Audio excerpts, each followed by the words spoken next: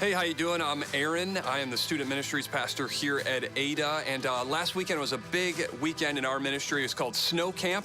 We took just under 700 of our students up to camp. And this required 189 adult volunteers. Many of these people are our regular small group leaders. Some of them came to help lead us in worship, others to provide technical support. And I'm just so grateful that 189 people from our church chose to give up their weekend in order to serve and lead students at our church. I just believe that this type of self-giving should be so normal and natural for a follower of Jesus. We're in the middle of a sermon series called The Grace Effect, and the idea in this series is that we have received God's grace, and so we should transmit this grace to others. God has been so generous to us, and so we just hope to become more and more generous in our own lives. And one of these types of generosity is just being generous with our time. And this is exactly what we experienced from our volunteers last weekend at Snow Camp. And so it's my hope that as we explore God's generosity toward us, that we would become more and more generous in how we spend our time. Turning to today's conversation is about being generous, not financially, but being generous in an area called hospitality. Offering people the gift of hospitality, what that looks like and why it's important. So first question of the day is just this. When was the last time you were new? New to a company, moved to a new city, brand new to a school, new to a country, whether it was moving to the States or you were a foreign exchange student or had a semester abroad somewhere else, new to a church. When was the last time that you were new? Now, I'm not gonna tell you the last time I was new. I can tell you one of the most traumatic times that I was new. And so if you've been around for a while, you've probably heard me talk about this and you know a little bit of my family history, but I'm guessing like half of you don't know this about me. I was raised in Southeast Idaho.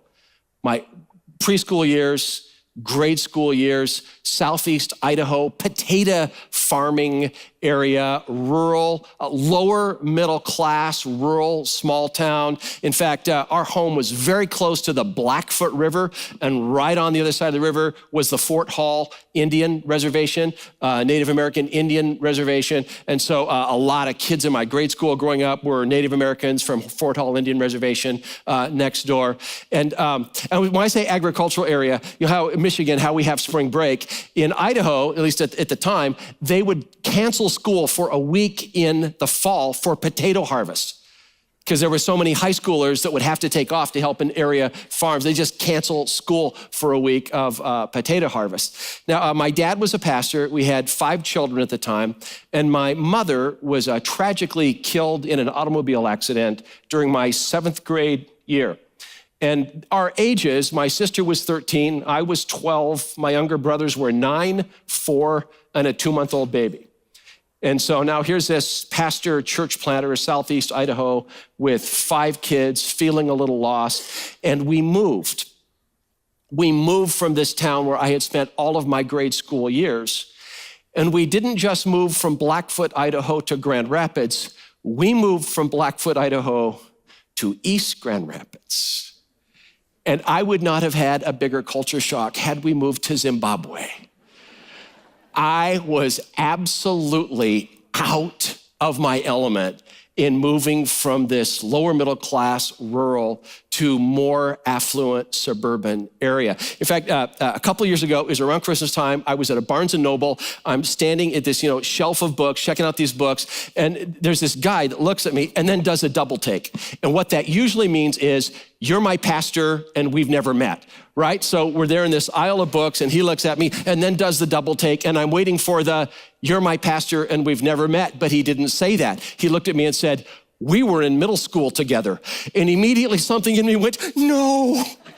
I was like, all the insecurities of that awkward, difficult transition came right back. He said, I remember you. He said, you were countercultural. I said, the term that you're searching for is socially illiterate.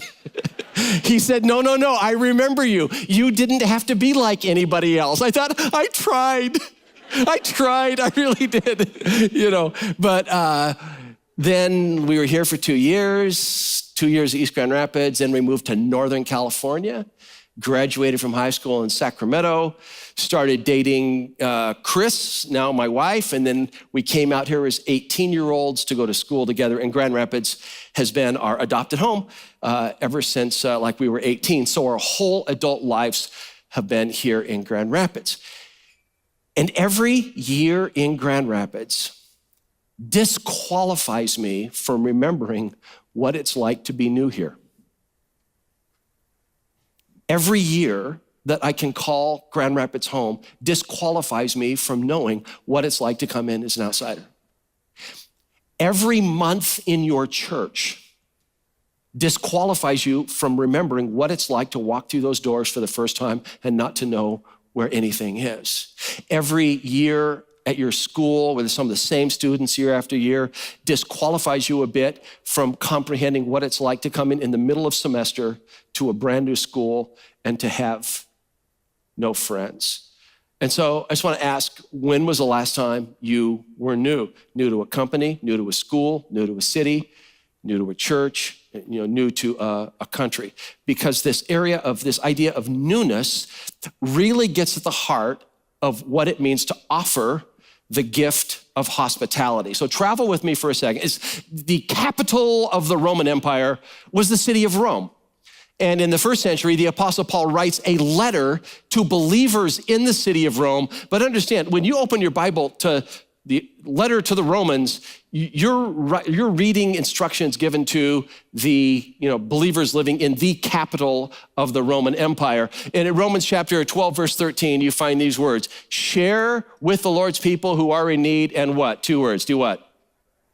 Practice hospitality.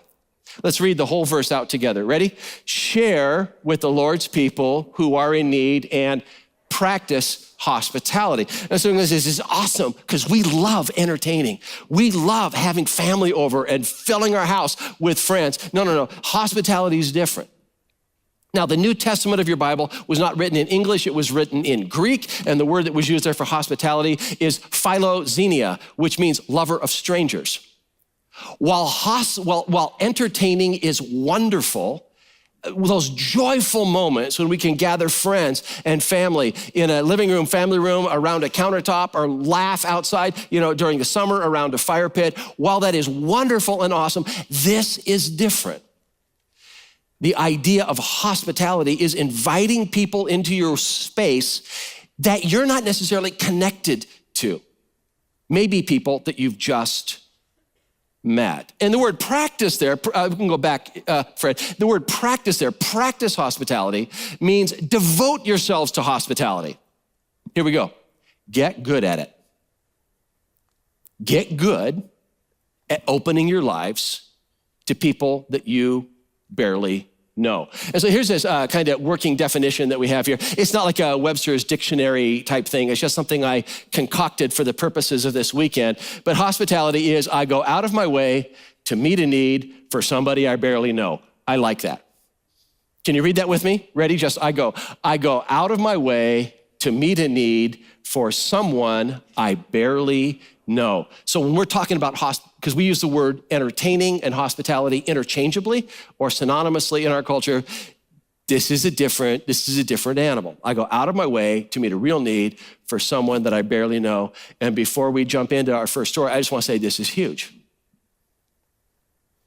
This is huge. It's huge for a church family.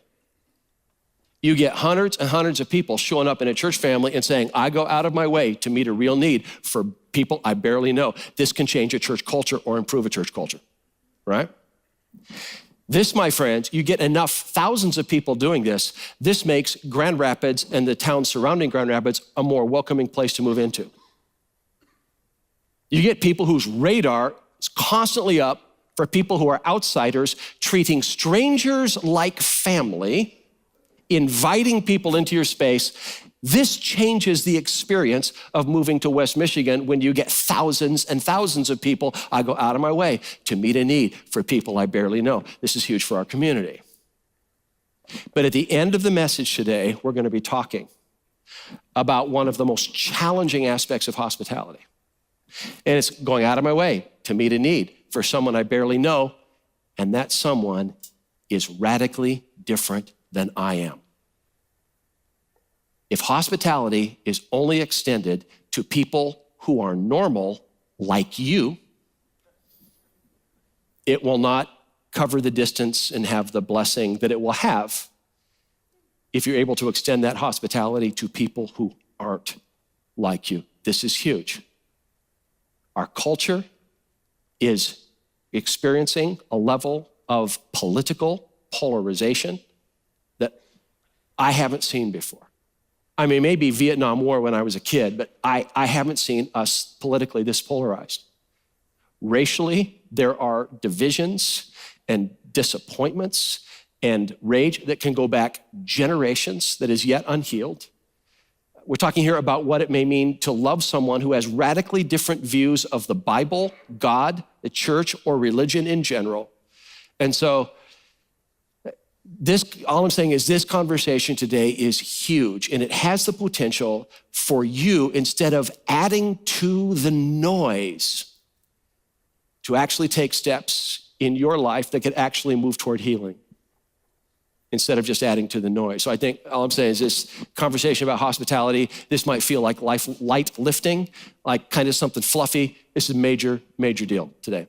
And we're going to stop into 3 stories, go look at 3 stories of the Bible that illustrate hospitality, and in each of the stories pull out kind of a different lesson in how to practice, how to get good at the generosity of hospitality, how to get good at extending the gift of hospitality. So story number 1, we're just calling it the what and who of hospitality. Story number 1 is just kind of the what and the who of hospitality. And the story takes place, it is sometimes called the Apostle Paul's 4th missionary journey. It's actually the Apostle Paul on a boat sailing to be tried under Emperor Nero. He is arrested here in the city of Jerusalem, and he sails, ends up in Rome, where he's desired for his case to be heard by the emperor himself. And you look at that squiggly line right there, and you go, that doesn't look very efficient, like very efficient travel to me. That, my friend, represents a storm. A storm was huge, storm was awful. You can read about this in your Bible in Acts chapter 27. I find it fascinating. It's a 2-week-long storm. Sometimes they can't even tell. The sky is so black, they can't even tell whether it's day or night. They toss all the cargo over the ship in order to lighten the ship. We're not talking a boat with a dozen people. It's like over 200 people on this massive boat. They lower the sails, they pull out these sea anchors, and they're just trying to ride out this storm. There's a day where they wake up, they spot land, and they say, we think we can make it to that beach. They cut the anchors, they hoist a sail, they make for the beach, and they don't make it.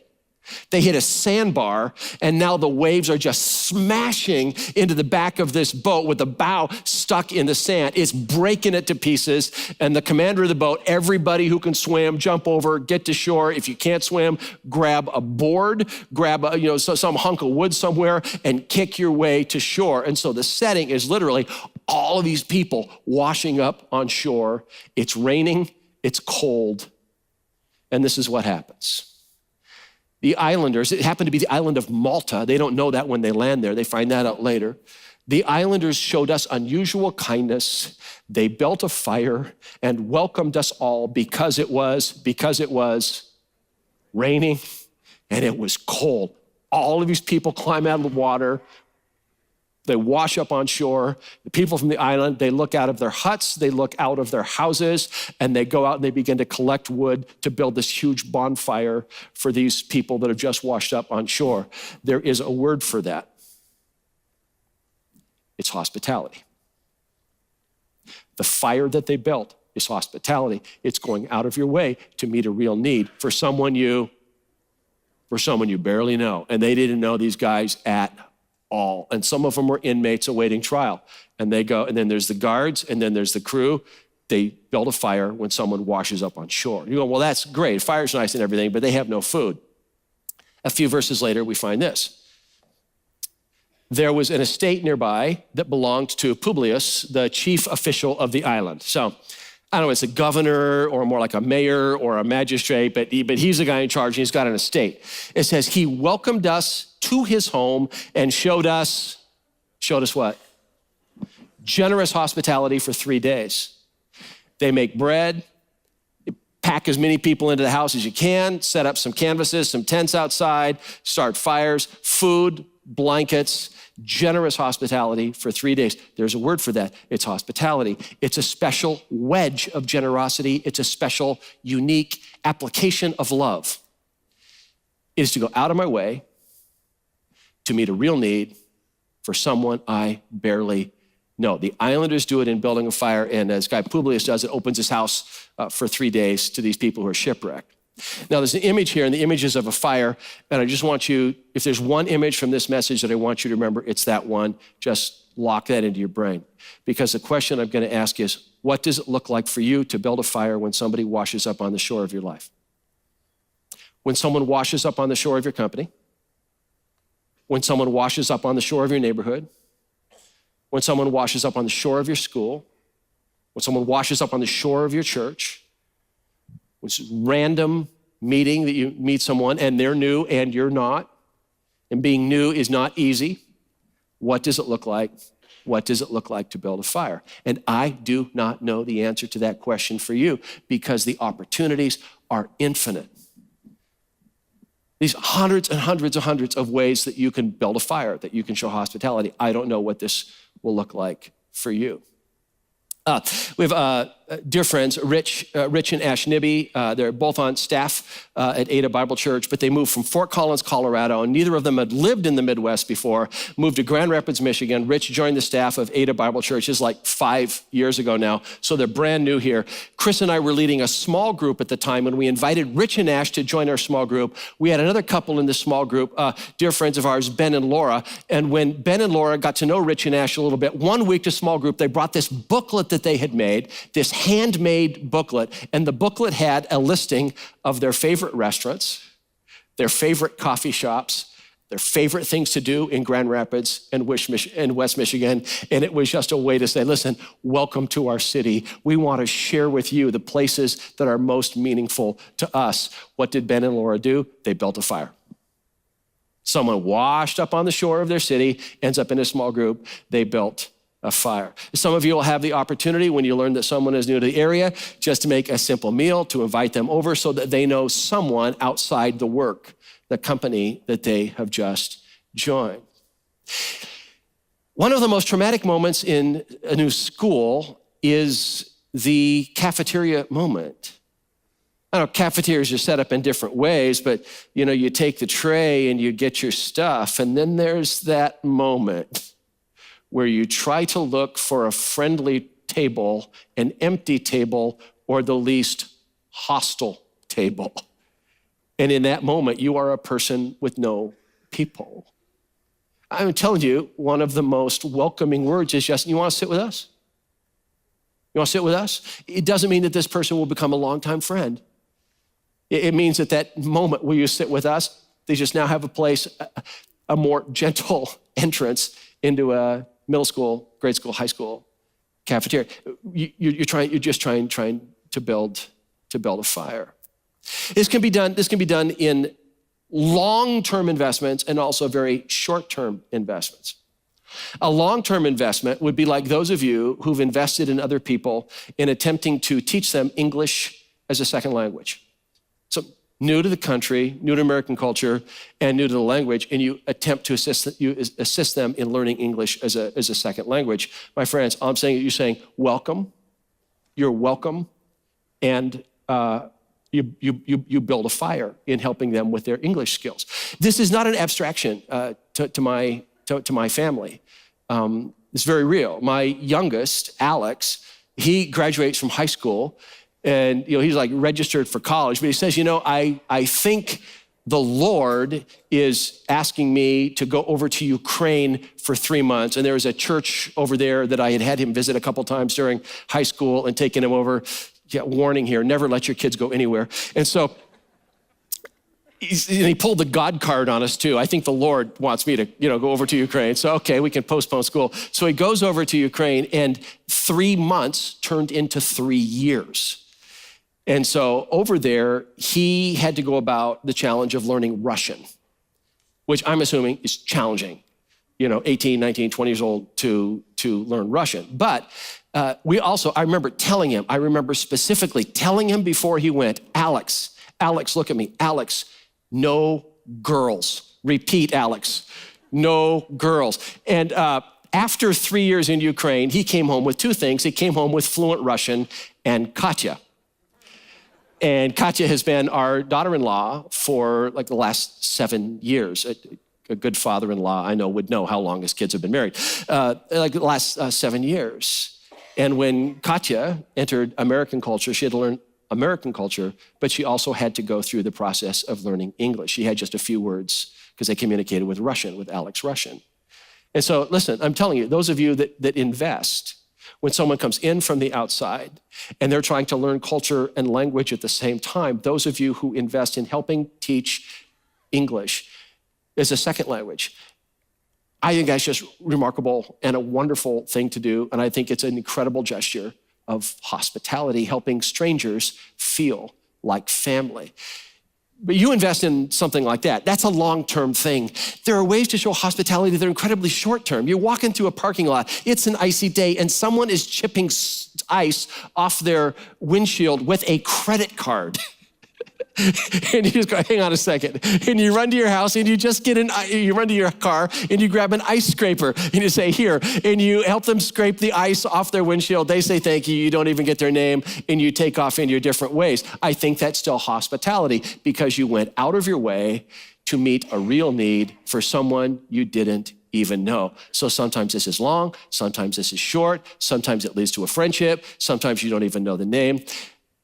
But it's a beautiful thing when it happens. Hospitality, what is it? I go out of my way to meet a need for someone that I barely know. Now, what happens on the island of Malta? When these islanders light this fire, they build this fire. This is not Christian hospitality. These people are pagans. They're not doing this because of some Jesus connection.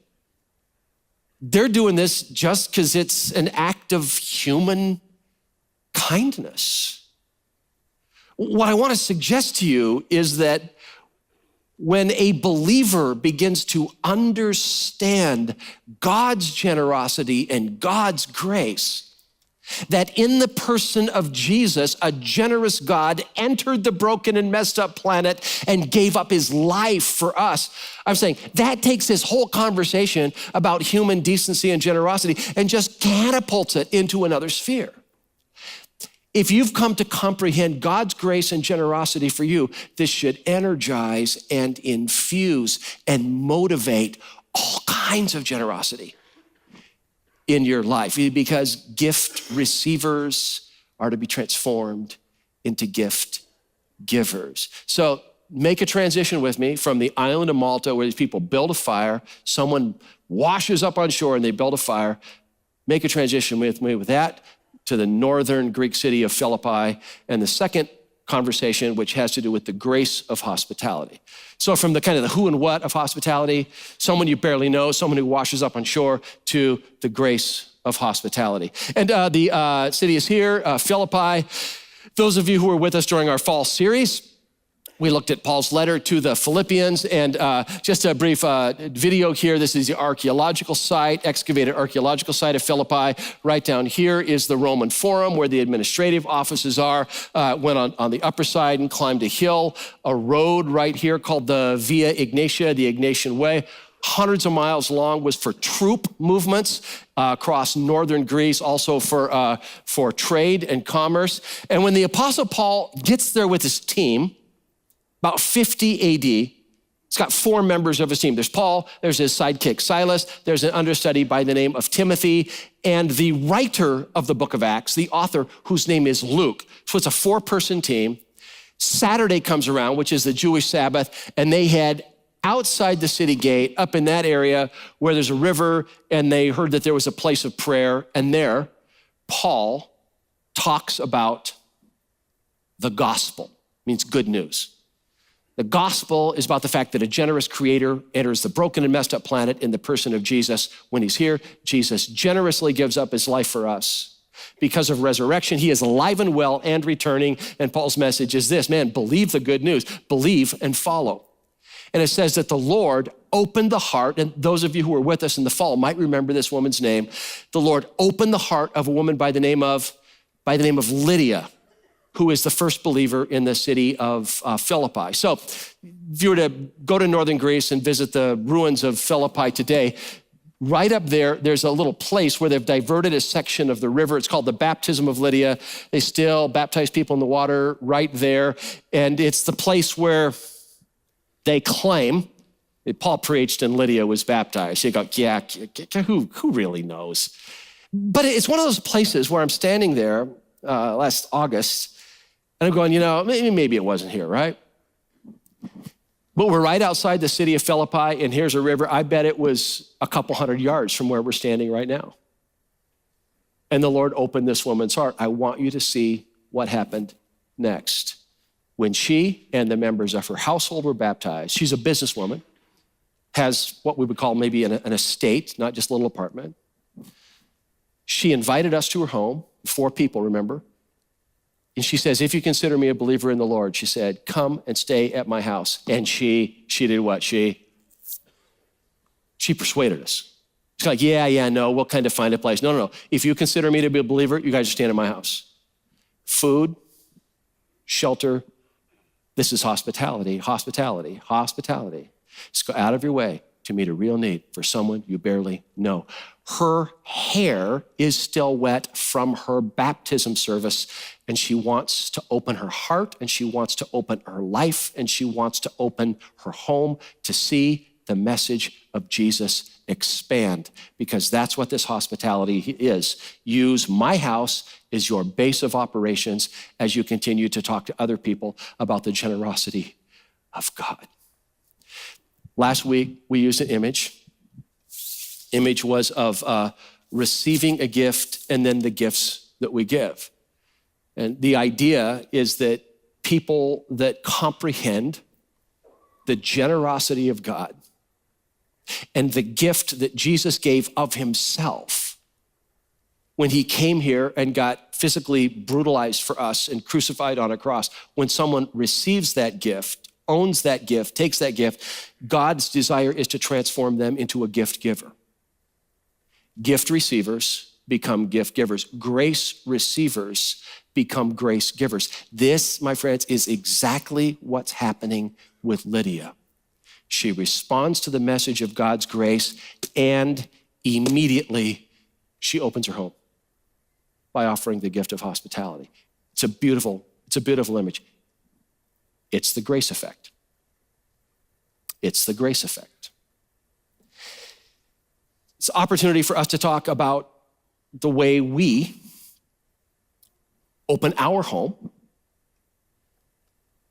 our campuses, and our lives in a way that treats strangers like family, with the possibility that many of them will become friends.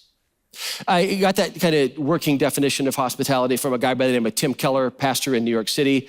Welcoming people into your space, treating strangers like family to discover that God will turn some of them, not everybody, but some of them into friends. I love that. Welcoming people into your space, treating strangers like family to discover that God will turn some of them into friends. It's what we desire to do through the hospitality of this church family known as Ada Bible Church. Now, let me explain the why behind something that I've done over and over and over and over again.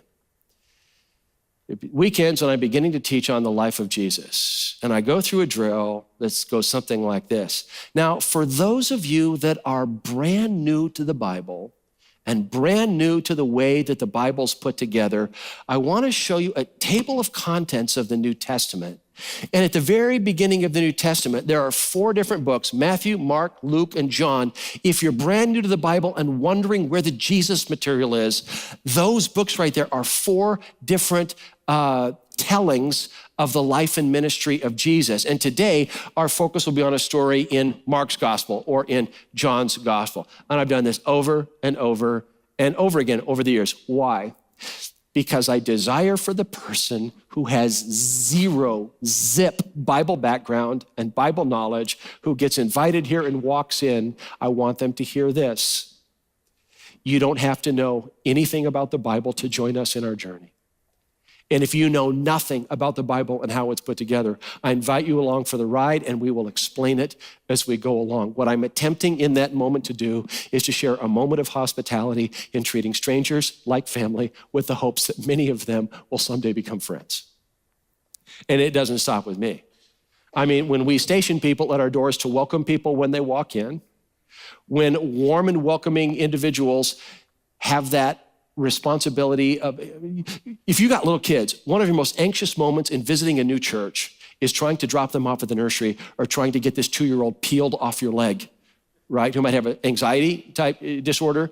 I'm telling you, our gracious hosts who interact with these parents, and they look over our nursery and they're clean, they're well lit, they're, our rocking chairs, and it sets the heart of the parent at ease, particularly the first time parent or the first time guest. My friends, it's the gift of hospitality. It's treating strangers like family. Those who set out cookies and coffee, those who help us find seats, it's the gift of hospitality. It's inviting people into our space, treating strangers like family in the hopes and the expectation and to discover that God will make many of them friends. It's those days when you look around the atrium and there is a man who looks overwhelmed and lost. He's a man surrounded by 5 children. I mean, my goodness, it looks like a 7-year-old, a 6-year-old, a 4-year-old, a 2-year-old, a 1-year-old, and he looks disoriented and lost. And you walk and you say, I'm sorry, you look a little lost. Are you new here? No, my name's Aaron Buer. I'm the director of youth ministry, but I'm very disoriented and lost.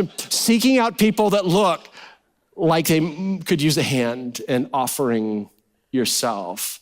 Those of you who are small group hosts and hostess, and you just got this little group of 8 or 10, 12 people, but you lead the discussion at a coffee shop. You open your home on a weekly basis. It's a gift. It's the gift of hospitality. The funerals that we have the privilege of hosting, where volunteers come out of the woodwork to help make a meal, set up and clean up for people they don't know. All they know is that a family has experienced a loss, and they have the opportunity, because they're free that day, to show up and to help out. It's a beautiful thing. It's the grace effect that gift receivers, that we allow ourselves to be transformed into the people that God created us to be. Gift receivers become gift givers. It's the grace effect. Now, the last thing I want to do is make hospitality sound simple or easy. Sometimes it's very hard. In fact, some of the most challenging instances of hospitality have the potential to be the most rewarding moments of hospitality. And the challenging instances I'm talking about, it was when the person who washes up on the shore of your life isn't anything like you. It's the opportunity to show radical kindness to someone who is radically different in the way, their background, or the way they approach life, or the way they think about life than you. So I would be cheating you, I think, if I didn't bring up this challenge, if we didn't give it the opportunity to talk about it a little bit. The challenge of hospitality. And it's a story that Jesus told. Jesus said, this is a man, and he was walking from Jerusalem to Jericho. It's a winding road. And the guy gets mugged and beaten up, beaten unconscious, basically. Now, back in the land of the Bible, clothes were not mass-produced. So, no Old Navy, Banana Republic, Target, TJ Maxx, whatever. Clothing was meticulously and laboriously handmade because of the lack of mass production. And because of that, it was expensive, which meant that often when you were mugged, the person ripping you off not only took your wallet, but also took took your clothes. So when it says that this guy was beaten up and naked beside the road, that was sound protocol for a good mugging, where they'd not only take your money, but they'd take your clothes as well. And then as Jesus tells the story, this is what he says. There's two guys see the situation, just kind of like keep walking. They happen to be two religious types, by the way. It says, but a Samaritan, as he traveled, he came to where the man was. When he saw him, he took pity on him. He went to him and bandaged his wounds, pouring on oil and wine. Wine has an alcohol content, so it can be like an antibacterial. So it pours on oil and wine. This was medicinal. And then what's the guy do? It says, then he put the man on his own donkey, brought him to an inn, and the guy takes care of him there.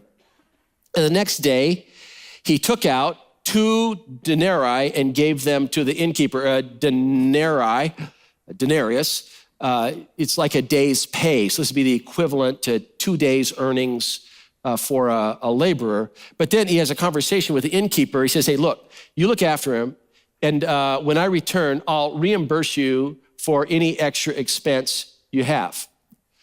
So here's some money for now, and I'm gonna be coming back this way. If this guy doesn't recoup fast, and you gotta take care of him for a few days, I'll cover the difference when I get here later. Now, this is extreme hospitality. Would you agree with me?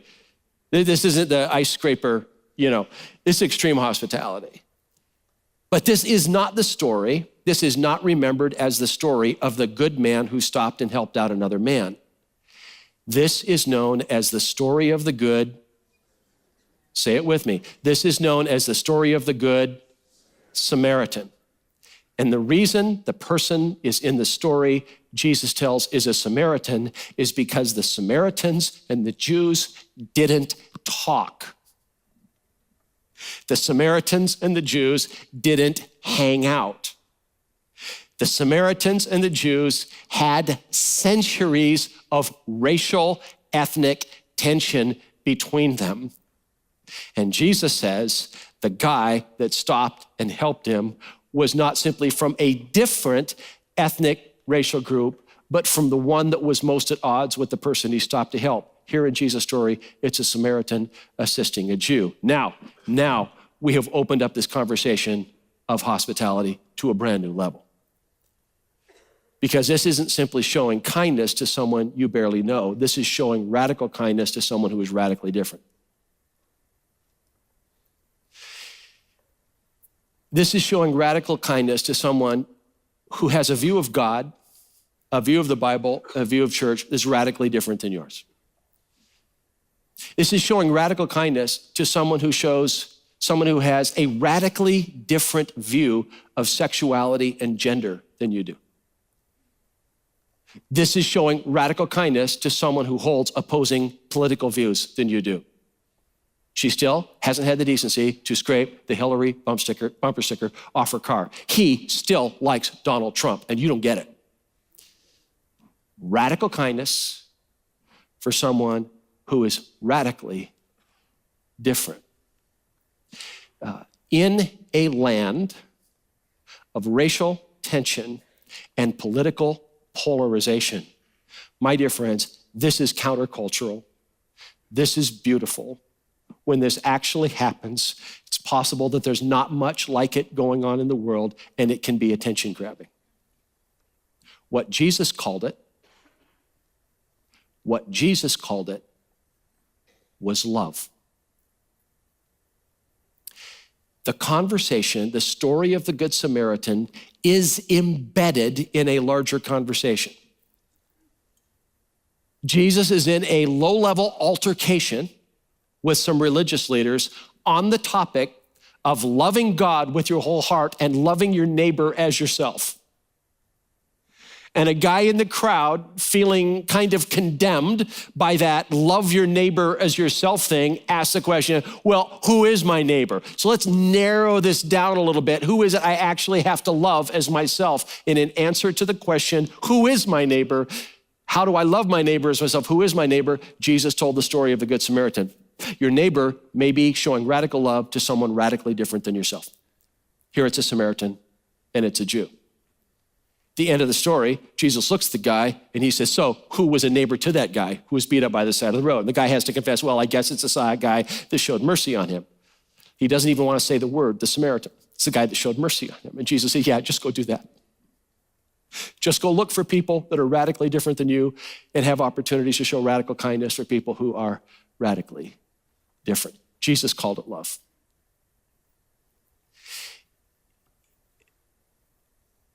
Look, if at the end of this hospitality conversation, we've come no further than showing gestures of kindness to people that are like us, I would just estimate very limited impact. When God begins to seize us and transform us to show gestures of kindness to people radically unlike us, it's possible that the grace effect has taken place on a much deeper level and a much more impactful level.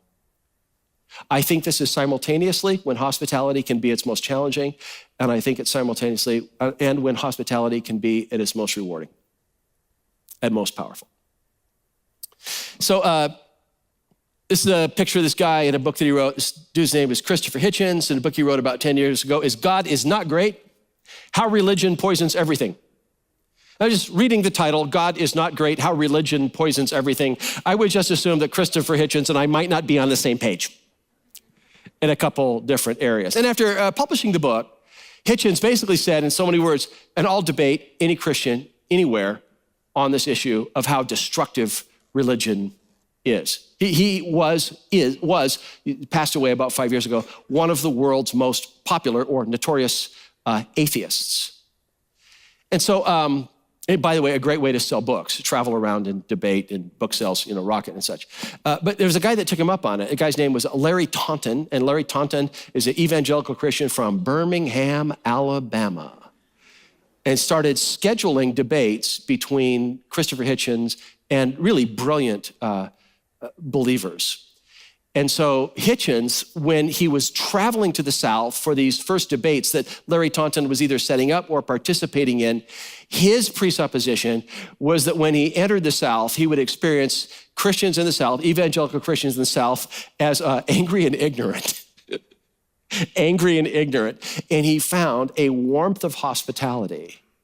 And not only debating some people that were well-informed and highly intelligent, but actually brilliant. So he thought he was going to be angry, ignorant, and he ran into people who were very gracious and very generous and brilliant. And so what happens is that Larry Taunton, this evangelical from Birmingham, he befriends Hitchens.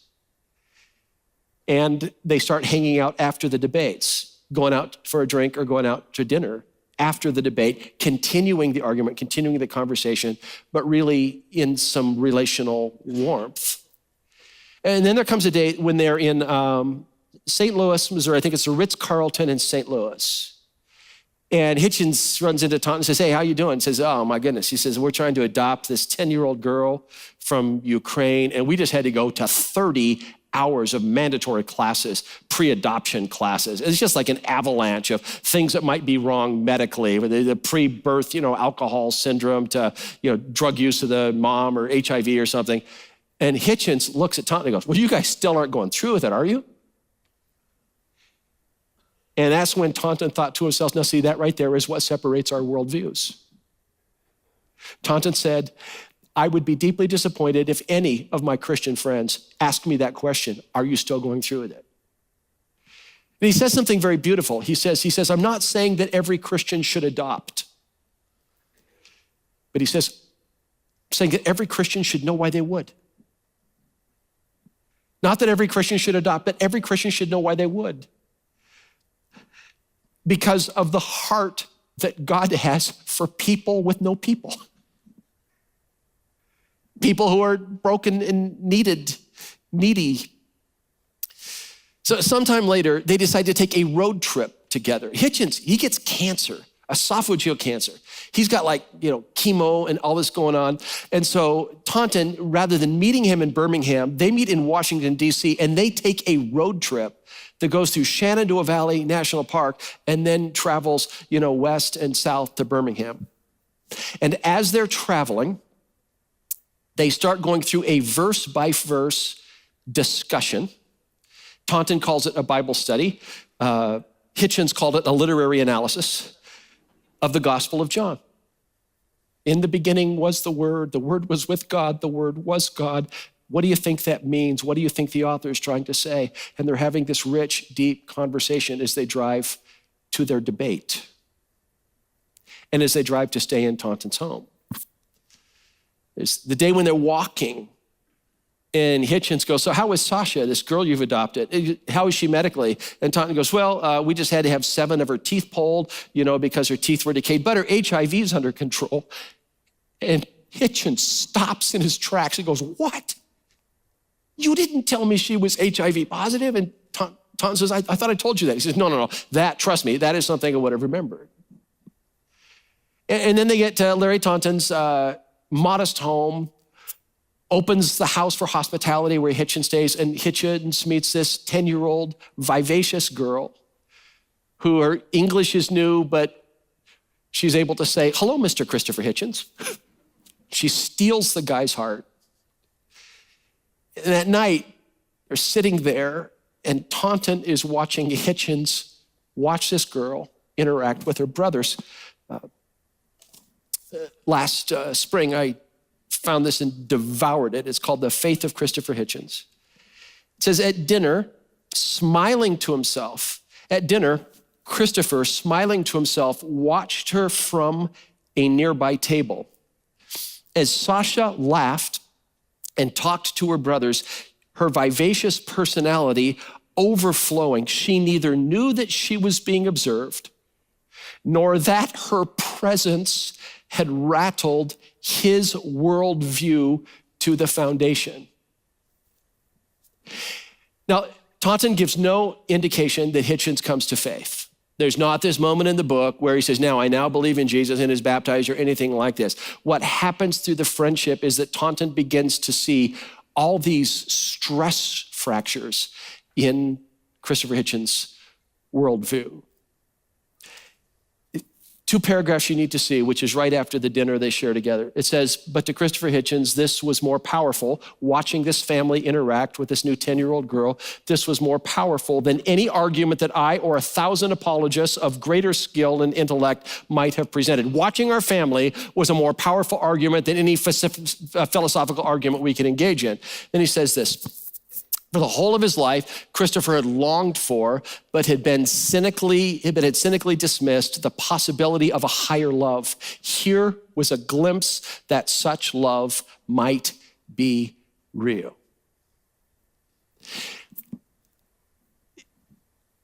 See, every once in a while, someone will be argued into the Christian faith. It happens. But man, it's rare. It's just rare. And so say, all these philosophical objections, all of them were answered. I believe now. What is far more common is for someone to be loved toward Christ. For someone to have a believer in their life who believes radically different things than they do. But that believer welcomes them into their space, treating a stranger like family, sometimes to discover that God has made them friends. And that's what Larry Taunton and Christopher Hitchens experienced. I love the book because of its 2 levels of hospitality. One level of hospitality was the Hitchens family when they adopted this girl, expensive, costly hospitality. The second level of hospitality was the way that Taunton genuinely loved this ranting atheist and invited him into his life. More often, people are loved toward Christ. So I leave you with a statement and I leave you with an image. The statement is this: just welcome people into your space, treating strangers like family, to discover that God will turn some of them into friends. That's the statement. Opening the space of your life, welcoming people into that space, treating strangers like family, to discover that God will turn some of them into friends. The image is this image, and it's the image of building a fire. There's one image from this message that I want you to cling to. It's the image of building fire. And just the question is this: in the next week, in the next month, in the next half year, when someone washes up on the shore of your life, the shore of your school, the shore of your church, the shore of your company, the shore of your city. When someone washes up on the shore of your life, how can you build a fire for them? May our gracious God give you creativity. May he give you the antenna to see the opportunity around you and the creativity to know how to make strangers feel like family. Let me ask you to stand, and we'll be dismissed in prayer. Today, our gracious God, we give thanks. We give thanks for this day where we could gather, where we could open the scriptures together and just learn and grow. And we ask you in this moment, we ask you that you would transform us and mold us and shape us into the people that you created us to be. People who experience the full effects of grace. In Jesus' name, amen.